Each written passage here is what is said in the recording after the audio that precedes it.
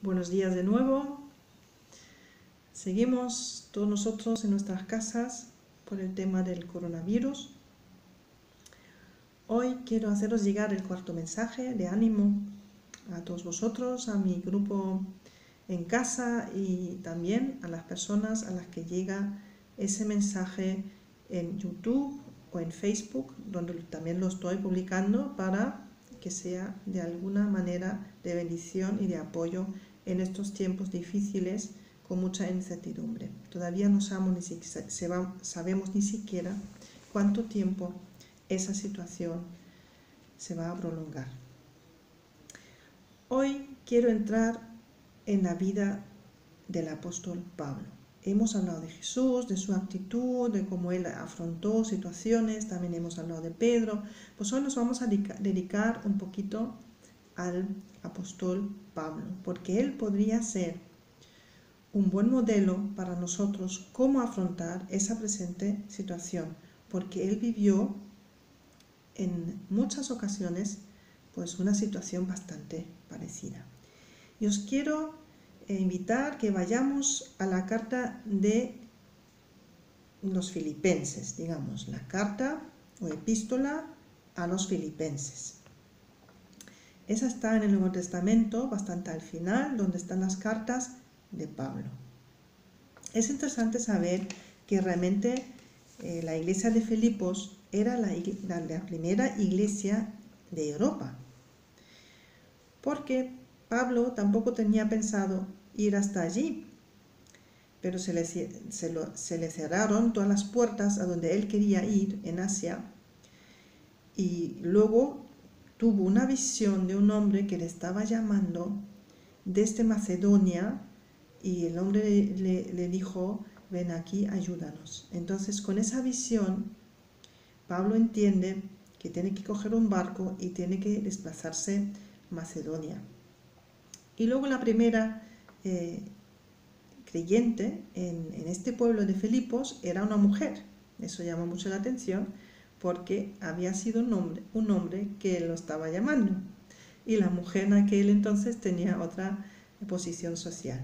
Entonces es una situación, era también una historia bastante curiosa. Y ahora aquí tenemos a Pablo escribiendo una carta a la iglesia en Filipos. Eso lo podemos ver en el primer versículo del primer capítulo, donde pone: Pablo y Timoteo, siervos de Jesucristo, a todos los santos en Cristo. Entonces él se dirige a todos los santos son los que tienen el Espíritu Santo, ¿vale? Los que formaban parte de la iglesia de allí. Todos los santos en Cristo Jesús que están en Filipos, con los obispos y diáconos, ¿no? Había un liderazgo de esta iglesia que eran los obispos y diáconos. Pero Pablo escribe esa carta a todos. Entonces es interesante que él no escribe la carta solo, sino él tiene ayuda de parte de un chico joven que es Timoteo, que él mismo lo llama su verdadero hijo en la fe. Y en esa situación difícil en la que estaba Pablo en aquel momento, que luego vamos a ver, Timoteo está allí para ayudarle, para echarle un cable y para apoyarle también en esa carta. Y él mismo en la carta nombra a Timoteo. Eso lo podemos ver en el capítulo 2, los versículos 19 al 24. Es muy curioso porque Timoteo seguramente le ayudó a escribirla, porque Pablo, que tenía por lo visto todavía alguna dificultad al ver y al escribir, siempre necesitaba la ayuda de otros. Entonces supongo que Timoteo le estaba ayudando para redactar esta carta, y él pues lo, digamos, verbalmente, ¿no? Pablo la dice verbalmente, y luego Timoteo está tomando nota, y él le nombra a él en el capítulo 2, versículo 19, y dice: espero en el Señor Jesús enviaros pronto a Timoteo, para que yo también esté de buen ánimo al saber de vuestro estado.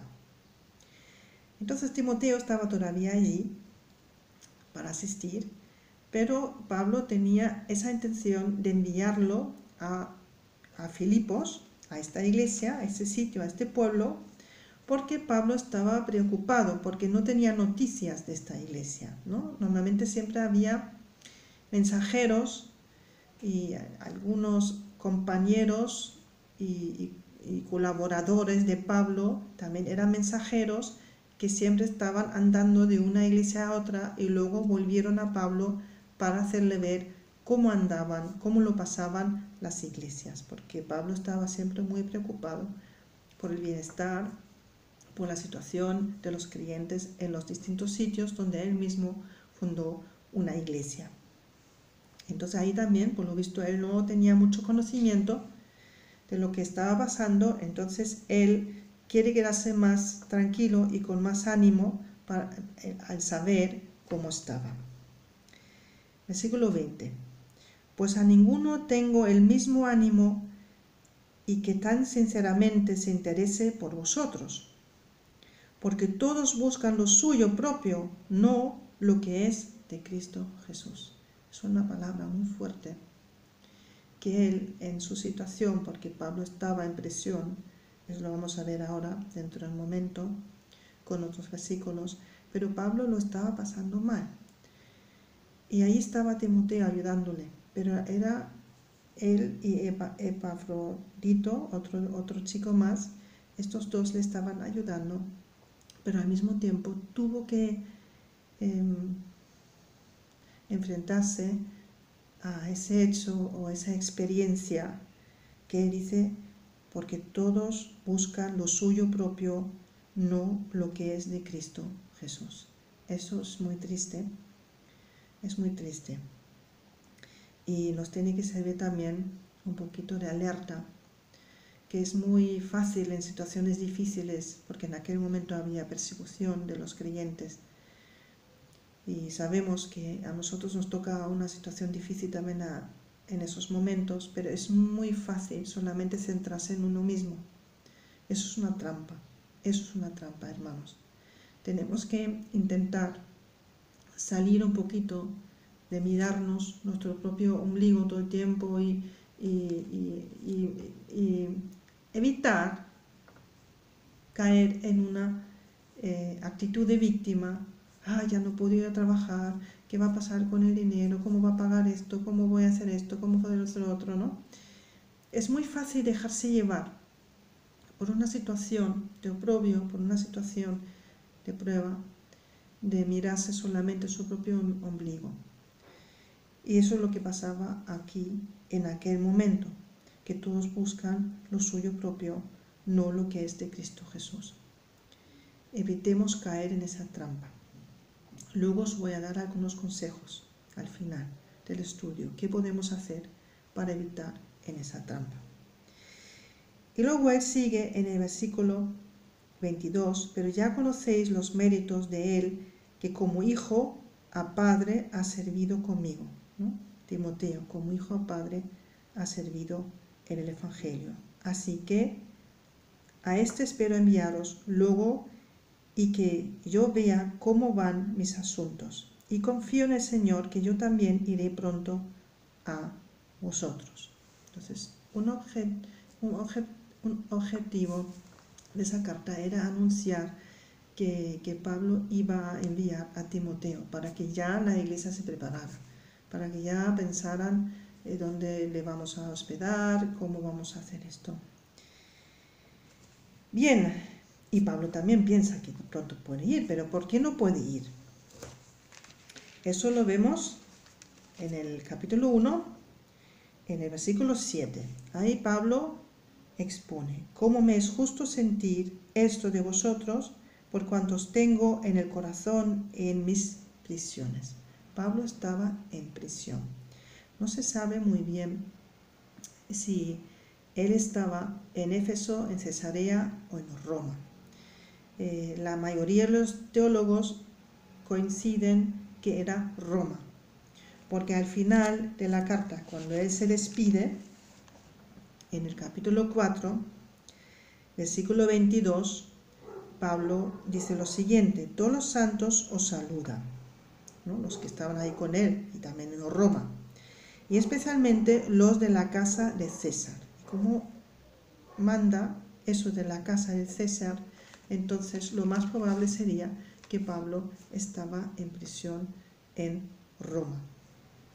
Entonces, ¿cómo es justo sentir? Versículo 7, vuelvo allí. ¿Cómo me es justo sentir esto de todos vosotros?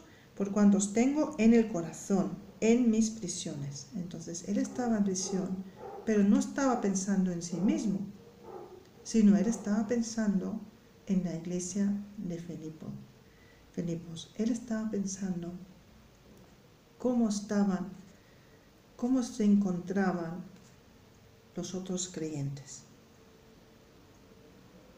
Os tengo en el corazón, y en mis prisiones y en la defensa y confirmación del Evangelio, porque él quería defender el Evangelio ante las autoridades y de esa manera también proclamar el Evangelio ante toda autoridad, hasta luego incluso llegar allí a César. Todos vosotros sois participantes conmigo de la gracia. También en los versículos 12 al 14 del primer capítulo vemos que Pablo estaba recluido. Quiero que sepáis, versículo 12, hermanos, que las cosas que me han sucedido han redundado más bien para el progreso del Evangelio. Entonces él les hace ver, estoy en prisión, pero eso no necesariamente tiene que ser algo negativo. 13. De tal manera que mis prisiones se han hecho patentes en Cristo en todo el pretorio. Él podía compartir el Evangelio allí mismo donde estaba y a todos los demás. Versículo 14. Y la mayoría de los hermanos, cobrando ánimo en el Señor con mis prisiones, se atreven mucho más a hablar la palabra sin temor. Entonces, incluso eso daba ánimo a otros creyentes para que compartieran el Evangelio todavía más. Y nosotros también tenemos que pensar eso. ¿Cómo podemos utilizar esa situación para hacer llegar esas buenas nuevas, esas buenas noticias sobre Jesús y quién es Jesús? Y cómo uno puede vivir una verdadera espiritualidad, una verdadera vida de fe. Dentro de nuestra propia prueba podemos pensar en los demás. ¿A quién más puedo yo bendecir este día?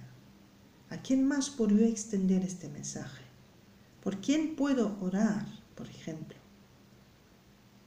Ahora que tenemos tiempo, los que de momento no trabajamos, hay algunos que trabajan, entonces, pero otros no, y podemos hacer realmente hacer útil ese tiempo de que estamos en ese sentido parados, para no quedarnos parados, sino para exactamente hacer lo que Pablo hizo en esa situación. Entonces, si él estuvo en Roma, ¿qué tipo de prisión era? Pues si él estuvo en Roma, no era la típica prisión de aquel entonces, un agujero con rejas y que nadie cuidaba de nadie y había que tener gente para que le pasaran algo de comer. No. Si vamos a Hechos capítulo 28, Hechos capítulo 28, versículo 30. Ahí pone, y Pablo permaneció 2 años enteros en una casa alquilada y recibía a todos los que a él venían, predicando el reino de Dios y enseñando acerca del Señor Jesucristo abiertamente y sin impedimento. Entonces él también estaba recluido en una casa, estaba preso en una casa, podía recibir visita, lo que nosotros de momento no podemos. Él sí podía recibir visita, pero no podía salir de allí ni ir a otros sitios ni predicar el Evangelio fuera, sino que estaba allí limitado al espacio de esta casa, bastante parecido como nosotros, solamente que él podía recibir visita. Bien, Entonces estamos aproximadamente en el año 61 al 63, en esta franja de tiempo después de Cristo, cuando Pablo ya estaba en Roma. Y ahora vamos a ver un poquito a qué se dedicó durante el arresto domiciliario. ¿Qué estaba haciendo, no? En el capítulo 1, versículos 3 al 6, él dice: doy gracias a mi Dios siempre que me acuerdo de vosotros. Previamente se estaba acordando de otros creyentes con los que él estaba en contacto. Siempre en todas mis oraciones estaba orando por ellos, rogando con gozo por todos vosotros, por vuestra comunión en el Evangelio desde el primer día hasta ahora. Estando persuadido de esto, que el que comenzó en vosotros la buena obra, la perfeccionará hasta el día de Jesucristo. Él estaba en una aflicción tremenda. No sabía lo que iba a hacer en su vida, si ya le iban a matar. Él no lo sabía. Sabemos luego que él salió otra vez de esa prisión de Roma. Pero en aquel momento él no sabía si iba a poder ser librado otra vez de esa prisión o no. Entonces, dentro de la misma aflicción, no se centra en sí mismo, sino realmente él intenta animar a los otros creyentes, animarlos y hacerles llegar que él tenía esa confianza, ¿no? Que Dios estaba allí y lo que había comenzado, esa buena obra, en las vidas de las otras personas, pues él mismo los iba a perfeccionar en cada creyente hasta el día de Jesucristo. Hay otro pensamiento central que me gusta de esa carta. En casa luego podéis leer, los que tenéis tiempo hoy, podéis leer toda la carta. Es una carta relativamente corta que solamente tiene 4 capítulos. Pero un pensamiento en el capítulo 1, versículo 21 al 24, allí eso sí me gustó mucho para compartirlo hoy por la situación en la que nos encontramos. Bien, 1.21. Porque para mí el vivir es Cristo y el morir es ganancia. Él no sabía si se iba a liberar. Mas si el vivir en la carne resulta para mí en beneficio de la obra, no sé entonces qué escoger. Porque de ambas cosas estoy puesto en estrecho, teniendo deseo de partir y estar con Cristo, lo cual es muchísimo mejor, pero quedar en la carne es más necesario por causa de vosotros. Y confiado en esto, sé que quedaré, que aún permaneceré con todos vosotros para vuestro provecho y gozo de la fe. Entonces, él estaba también preparado para partir. Él sabía que lo mejor todavía le estaba esperando, pero porque sabía también que todavía los creyentes necesitaban de su apoyo y de su ayuda, estaba también dispuesto a quedarse y ser de bendición para muchos más. Pero vemos aquí una actitud que realmente ha dejado toda su confianza en el Señor. Una actitud que no intenta controlar la propia vida, ¿no? Muchas veces nos pasa eso. Nos pasa algo inesperado, una desgracia, puede ser una enfermedad, cosas así, y nos agarramos a esa vida y cuanto más nos agarramos, mejor lo estamos pasando, peor lo estamos pasando, más ansiedad estamos pasando, más deprimido salimos de allí, nos deprimimos cada vez más porque nos agarramos nosotros a algo y pensamos que esto, sea la salud, sea otra cosa, podemos controlarlo. Pero Pablo hace todo lo contrario en esta situación.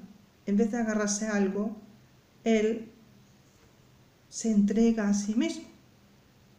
Se entrega a sí mismo como Jesús se entregó a sí mismo. Él se entrega a sí mismo y dice, si tengo que partir, entonces estoy preparado, ¿no? Porque para mí el vivir es Cristo y el morir es ganancia, lo vio como una ganancia. Y si el Señor todavía me da más tiempo, entonces también, como eso es mejor para vosotros, también estoy dispuesto a seguir ayudándonos y también tengo esa esperanza y esa convicción que sí, que os voy a poder ayudaros todavía más. Otro pensamiento interesante en el capítulo 2, versículos 13 al 15. Capítulo 2, versículos 13 al 15. Porque Dios es Él quien vosotros produce así el querer como el hacer, por su buena voluntad. Haced todo sin murmuraciones y contiendas, para que seáis irreprensibles y sencillos, hijos de Dios sin mancha, en medio de una generación maligna y perversa, en medio de la cual resplandecéis como luminares en el mundo. Entonces ahí también vemos esa actitud de decir, no vamos a entrar ahora en murmuraciones, no nos vamos a esconder detrás de esa queja continua. Me quejo de eso, me quejo de otro. ¿Cómo puede ese virus hacer esto? ¿Cómo puede ser que yo no pueda ir a trabajar? ¿Cómo puede ser que esto, no? Porque es muy fácil de caer en la queja y en la murmuración. Pero Pablo dice, no, vamos a hacer todo lo contrario. Y yo confío que vosotros vais a hacer todo lo contrario. Y vais a ser como estos luminares, estas estrellas que resplandecen dentro de esa misma oscuridad de la sociedad, del mundo, ¿vale? De esa generación maligna y perversa que solamente piensa en su propio bien, narcisista. No vamos a caer en esa trampa, sino vamos a ser como estrellas de luz, que somos diferentes y en esa situación vamos a resplandecer, ¿no? Una estrella tiene luz propia. Un planeta solamente puede reflejar la luz de otro, pero una estrella tiene luz propia. Entonces nosotros necesitamos tener luz propia en estos momentos para poder resplandecer y poder alcanzar con esa buena actitud y con la actitud positiva a toda nuestra familia, porque muchos tenemos en nuestra familia personas que no conocen al Señor.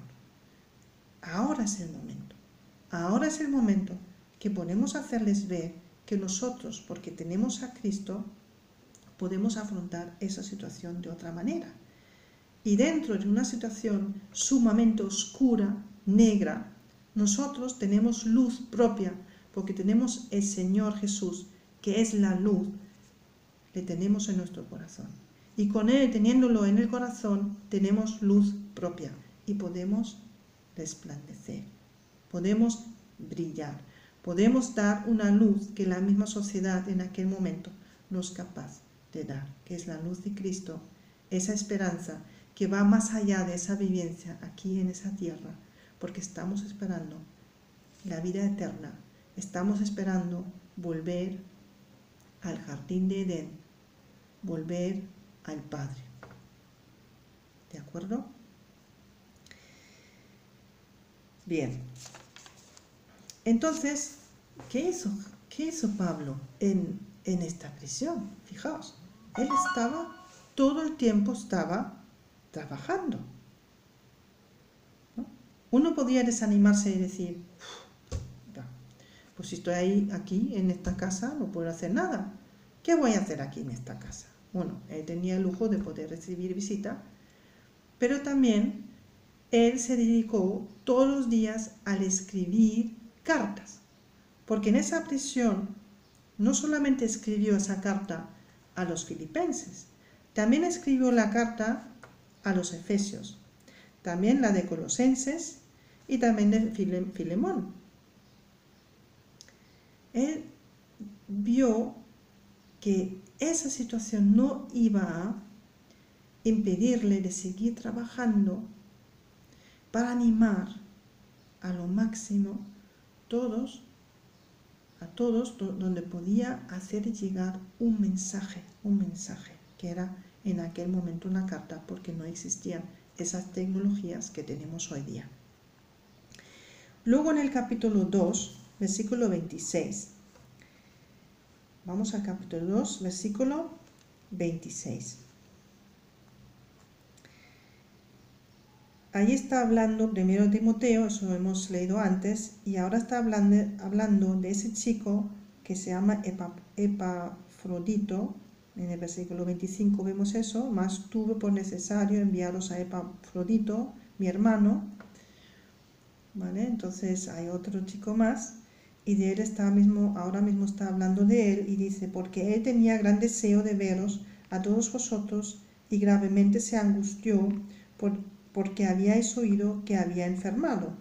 Pues en verdad estuvo enfermo a punto de morir, pero Dios tuvo misericordia de él, y no solamente de él, sino también de mí, para que yo no tuviese tristeza sobre tristeza. Así que le envió con mayor solicitud, para que al verle de nuevo os gocéis, y yo esté con menos tristeza. Recibidle pues en el Señor con todo gozo, y tened en estima a los que son como él. Era un chico también igual como Timoteo, igual como Pablo, sumamente entregado. Incluso él, en ese servicio que estaba prestando a Pablo, él mismo se enfermó de tal manera que casi murió. Tuvo que enfrentarse, vamos a decirlo así, con la muerte, que podría haber fallecido por esa situación. Entonces en el 29 dice: recibidle pues en el Señor con todo gozo, y tened en estima a los que son como él. Ahí nos da también ese mensaje. Aunque os enferméis, porque sí, lamentablemente, y ya se está diciendo cada vez más, la primera era la Merkel de Alemania, que dijo pues un 60%, incluso hasta un 70% de la población se va a infectar. No necesariamente va a desarrollar síntomas, pero se va a contagiar de este virus, ¿vale? Pero aquí vemos un ejemplo que Pablo dice, pues, y tener en estima a los que son como él. Aunque pase lo peor, aunque realmente nos podamos contagiar, y aunque lo peor de lo peor sería desarrollar síntomas, pero todavía tenemos un Señor que nos puede salvar, como salvó también a Epafrodito, y Él es nuestro ejemplo también en esa situación. Y en el versículo 30 Él dice: porque por la obra de Cristo estuvo próximo a la muerte, exponiendo su vida para suplir lo que faltaba en vuestro servicio por mí. Porque ese el nombre es difícil, Epafrodito, era de Filipos, por lo visto. Entonces, y estaba allí para asistir, ayudarle a Pablo en esa situación tan difícil. Entonces, y él también tuvo que enfrentarse con esa enfermedad. Y lo hizo también en ese sentido para suplir lo que faltaba en vuestro servicio por mí. Es algo muy bonito, y vemos que no se dejaron vencer por esa situación, sino ellos mismos, como somos creyentes y que tenemos luz propia como una estrella, no se dejaron vencer, sino vencieron con la ayuda del Señor esa situación difícil. Bien, ahora vamos al capítulo 3 y vamos a leer el versículo 17.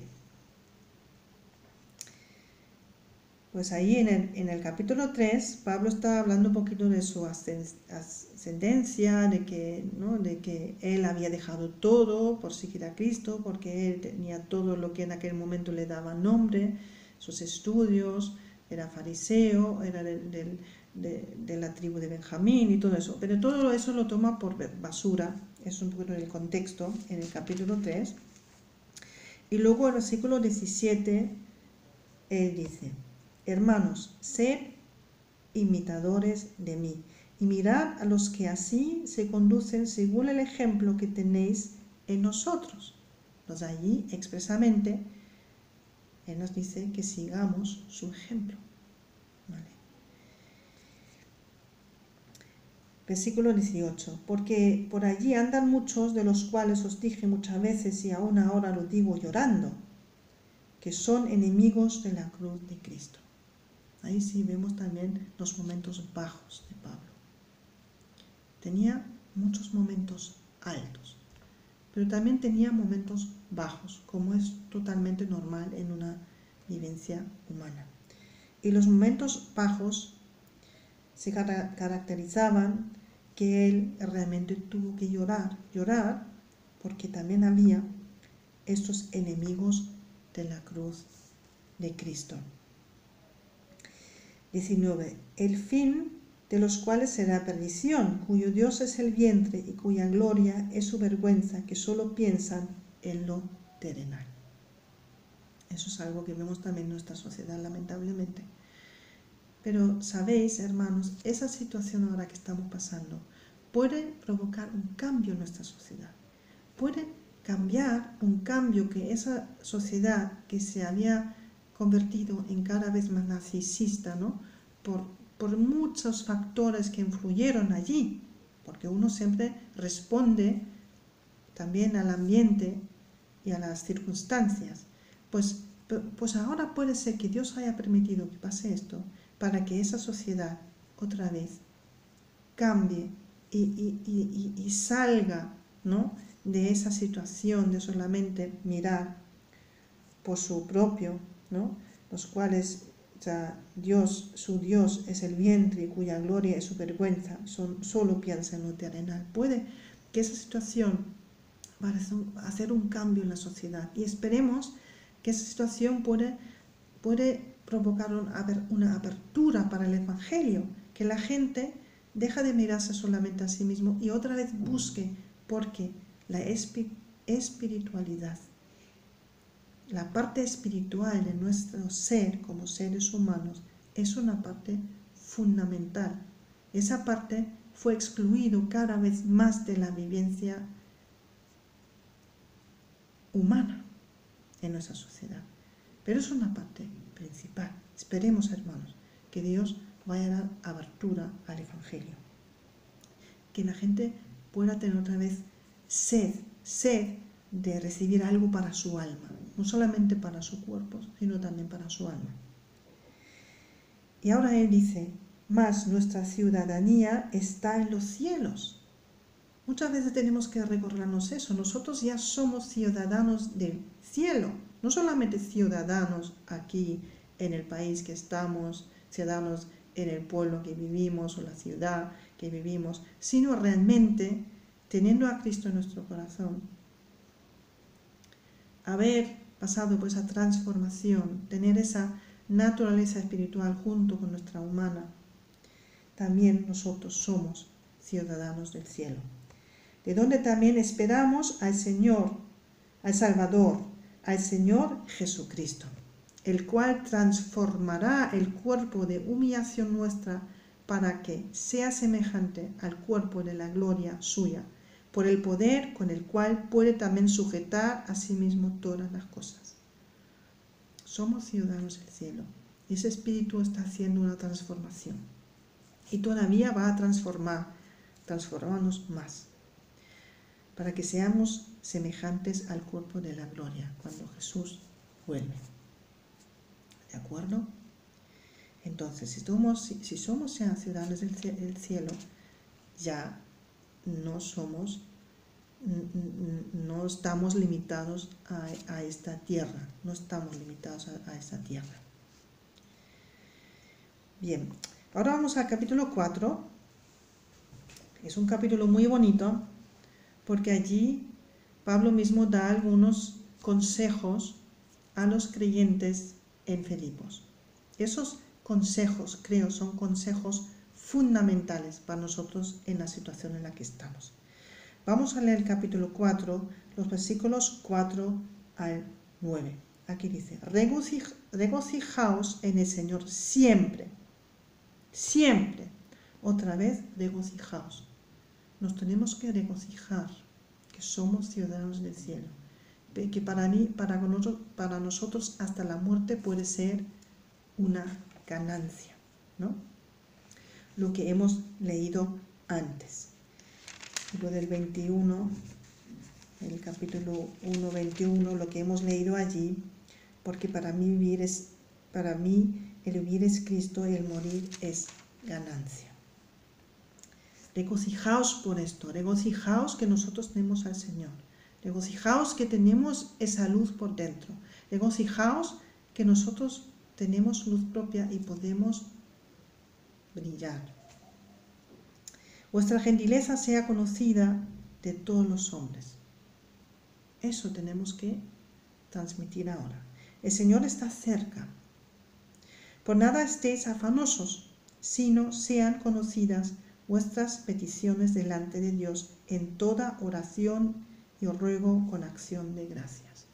Utilicemos ese tiempo para orar, para interceder. Y la paz de Dios, que sobrepasa todo entendimiento, guardará vuestros corazones y vuestros pensamientos en Cristo Jesús. Nosotros tenemos acceso a esa paz de Dios cuando nos refugiamos en esa dimensión espiritual, cuando nos refugiamos en esta verdad que nosotros somos ciudadanos del cielo. La paz que sobrepasa todo entendimiento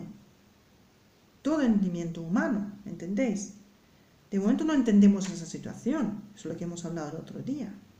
Pero aún así, la paz, nosotros tenemos acceso a esa paz. Recibid esa paz, buscad esa paz. Y vuestros pensamientos en Cristo Jesús. Que anclemos nuestros pensamientos en Cristo Jesús, que Él ha vencido la muerte. Él ha vencido la muerte, ha vencido este mundo. Versículo 8. Por lo demás, hermanos, todo lo que es verdadero, todo lo honesto, todo lo justo, todo lo puro, todo lo amable, todo lo que es de buen nombre, si hay virtud alguna, si algo digno de alabanza, en esto pensar. Tenemos que hacer una higiene de pensamiento, una higiene cognitiva. Tenemos que ver un poquito cuáles son nuestros pensamientos. Y estos pensamientos reflejan realmente esa verdad,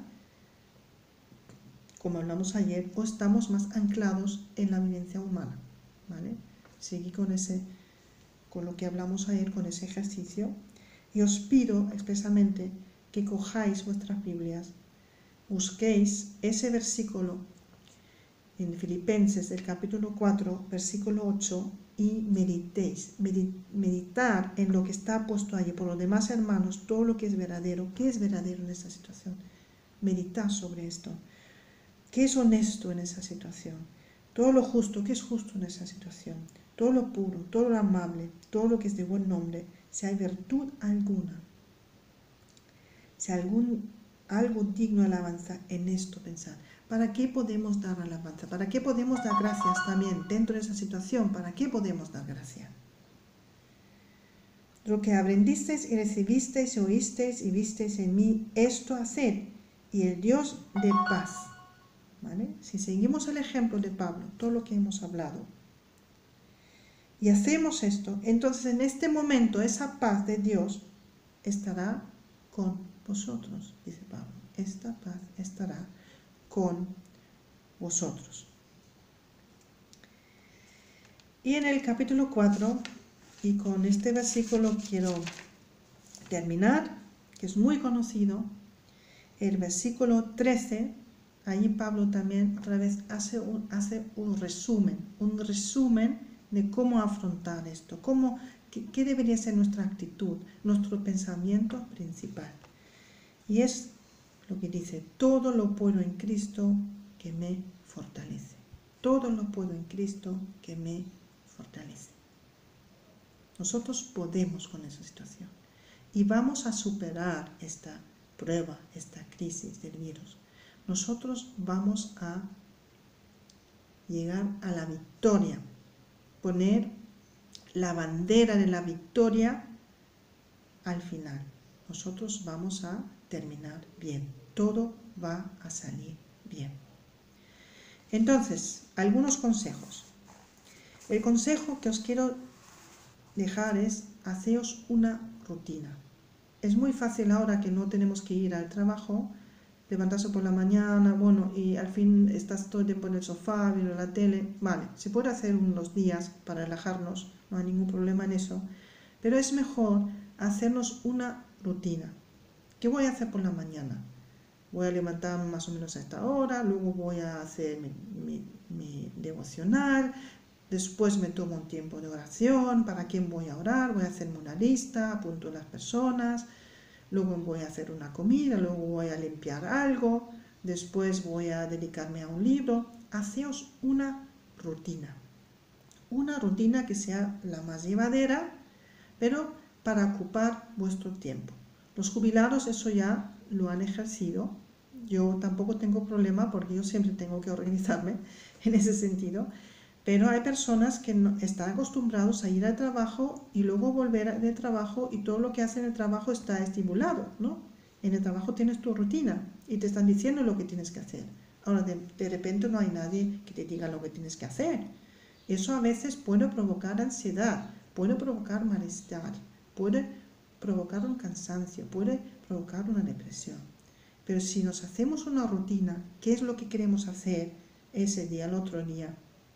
Podéis hacer una en general o podéis hacer una para cada día, como queráis, ¿vale? Pero haceos una rutina.